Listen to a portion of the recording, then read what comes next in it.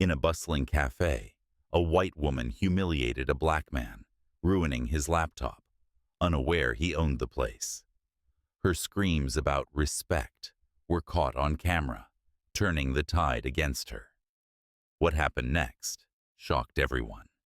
But let's start from the beginning. In the heart of Brewhaven, a coffee shop alive with the hum of conversation and the comforting hiss of espresso machines, the warm scent of roasted beans filled the air. Patrons sat at rustic wooden tables under soft pendant lights, sipping lattes and tapping away on laptops, their quiet buzz a backdrop to the morning's energy. Near the window, Marvin Jones, a young black entrepreneur in his early 30s, worked diligently on his laptop. His casual blazer and t-shirt combination hinted at an understated professionalism, his confident demeanor a reflection of years of hard work. Unknown to the cafe's customers, Marvin wasn't just another guest. He was the owner, the visionary who had transformed this space into a thriving business. The tranquility of the morning was disrupted when Karen Sims burst through the door, her loud, exasperated voice breaking through the serene atmosphere. Clad in a bright pink tracksuit, her blonde hair styled into an overdone coiffure, she was visibly irate, her phone pressed to her ear as she barked complaints about her miserable day. Patrons exchanged wary glances, but most quickly returned to their coffees, hoping to avoid her ire. Karen's presence loomed as she marched to the counter, demanding a triple, no-foam latte, with a tone that bordered on aggressive. Sarah, the barista, smiled nervously, apologizing that the custom drink might take a moment due to a busy rush. Karen's eyes narrowed. She muttered something about lazy workers and spun on her heel, her sharp staccato steps carrying her directly to Marvin's corner booth. Without hesitation, Karen dropped her oversized handbag onto the seat opposite Marvin, her glare cutting.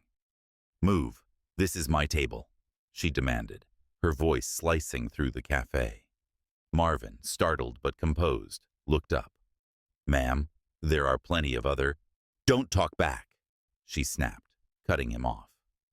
Grabbing her coffee with a huff, her carelessness sent the steaming liquid spilling over Marvin's open laptop. The cafe fell silent as the hot liquid seeped into the device, the screen flickering before going dark. Gasps rippled through the room, but Karen was unfazed.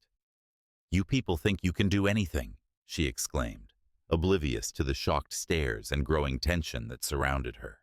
The cafe descended into an uneasy silence as Karen's shrill outburst reverberated, her words cutting through the cozy ambiance like a blade. All eyes were on Marvin, who remained remarkably composed despite the growing puddle of coffee on his now useless laptop. With deliberate calm, he reached for a napkin, closing the device with care, as though refusing to let the chaos around him disturb his inner resolve.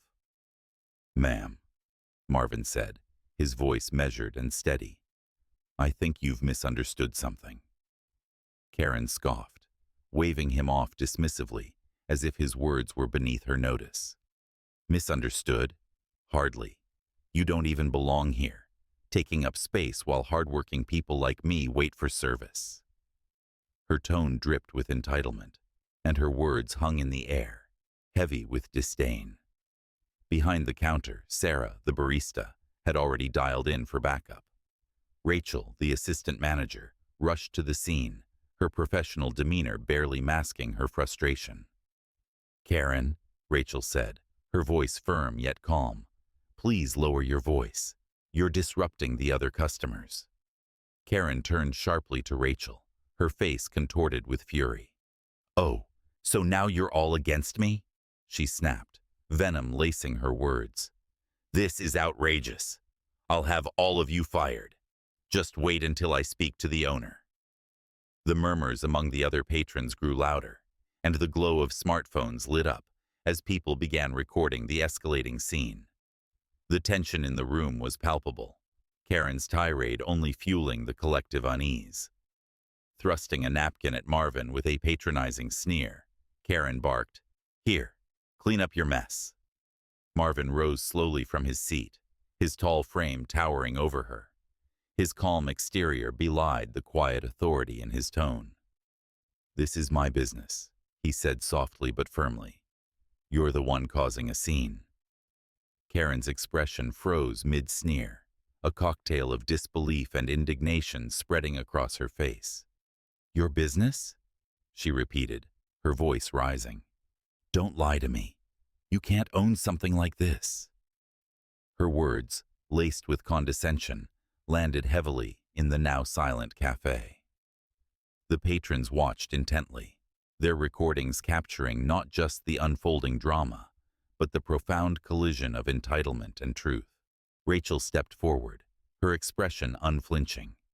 "He's not lying," she said, her voice cutting through the tense silence. "Marvin is the owner of Brew Haven. He built this cafe from scratch." Karen's eyes widened, darting around the room in desperation. She scanned the faces of the patrons, searching for any sign of support, but none came. Instead, she was met with icy glares and the unwavering lenses of smartphones still recording every second. The weight of judgment in the room pressed down on her, and her face flushed beet red. "This is a misunderstanding," Karen stammered, her voice trembling as her bravado cracked. "It's not a misunderstanding," Marvin replied, his tone calm yet unyielding. He stood tall, his presence commanding the room as he addressed her directly. "You spilled coffee on my property, insulted me, and disrupted my cafe. You owe an apology, not just to me but to everyone here." Karen's jaw worked as she struggled to respond. I didn't know," she finally blurted out, her words a mix of deflection and panic. "You should have said something sooner." Marvin's gaze didn't waver. "You didn't give me a chance," he said evenly. "Instead, you judged me based on your assumptions."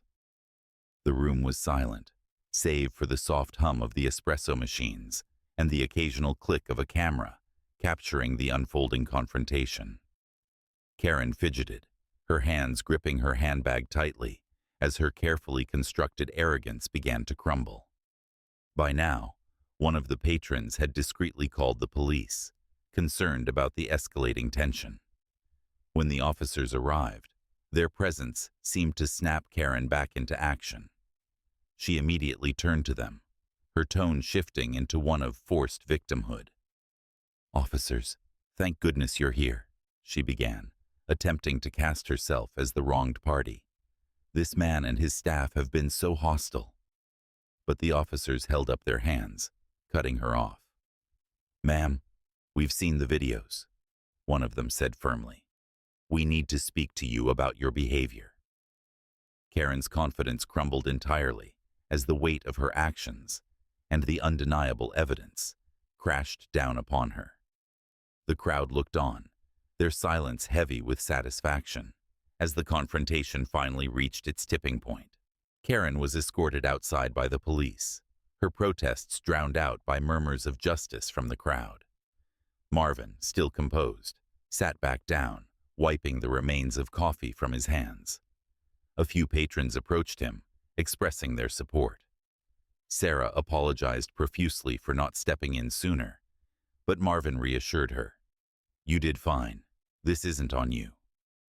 Later, Karen's outburst went viral on social media, with hashtags like #KarenInTheCafe trending nationwide. People rallied behind Marvin, praising his patience and poise. Karen, now infamous, faced backlash and even lost her job due to public outrage. Meanwhile, Brew Haven saw an influx of customers who admired Marvin's resilience. As Marvin reflected on the incident, he realized the importance of standing firm in the face of prejudice. He hosted a community event at the cafe, inviting people of all backgrounds to come together and share their stories. It was a powerful reminder that kindness and respect could transform even the most hostile situations.